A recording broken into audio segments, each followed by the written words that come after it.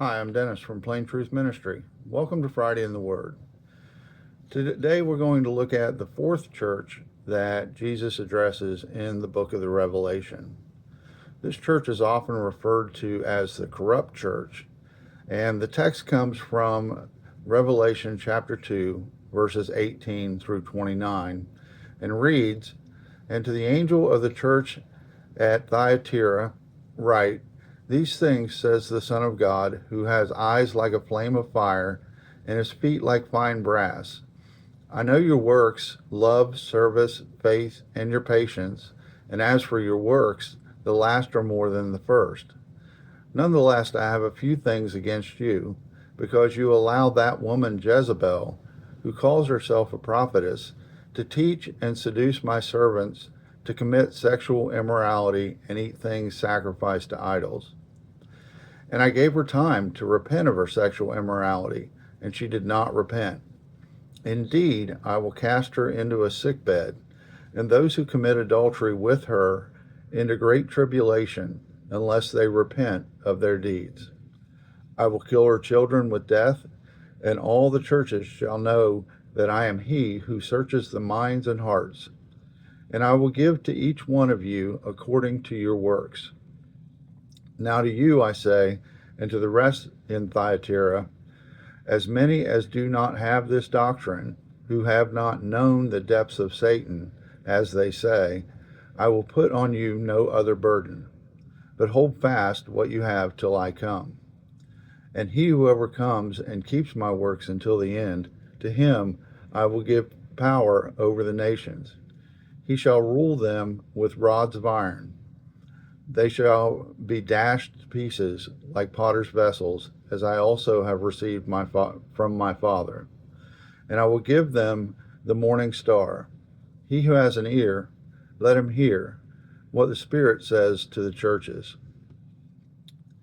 As we look at this passage, what we find are a couple of interesting things. In verse 19, for example, Jesus says, I know your works, and as for your works, the last are more than the first.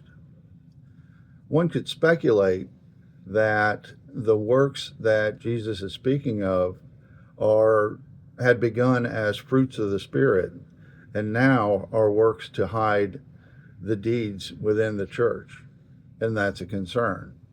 If they're trying to cover up bad behavior with good works, then where is their heart? He goes on to talk about Jezebel, who was introduced to us in 1st and 2nd Kings, and she was a prophetess who introduced the worship of Baal in the Old Testament church, and Elijah confronted her at that time. Jesus says something like this is going on in this church, and when I consider the idea of adultery and this woman Jezebel, I'm confronted by the picture of the relationship between Christ and the church that we are given multiple times, especially throughout the New Testament. Jesus is pictured as the bridegroom, and the church is the bride. When we consider adultery, that means that the bride has gone outside the marriage bed. That is, the church has chosen someone other than Christ to have a relationship with. If we consider it that way, then what we are seeing is a church that was fundamentally sound, that was drawn away from that soundness by a false teacher, by someone else that they chose to worship instead of Christ. They chose a lover outside the marriage bed. The bride and bridegroom are now separated by this outside lover. Jesus tells them they can come back if they will get rid of this outside lover. That is, in his words, if they will repent of their sins, they can come back. If they choose not to, they will suffer the same fate as the person or persons who brought this lover into the church outside of the marriage and will be destroyed by it. But Jesus says, repent and come back, and I will save you.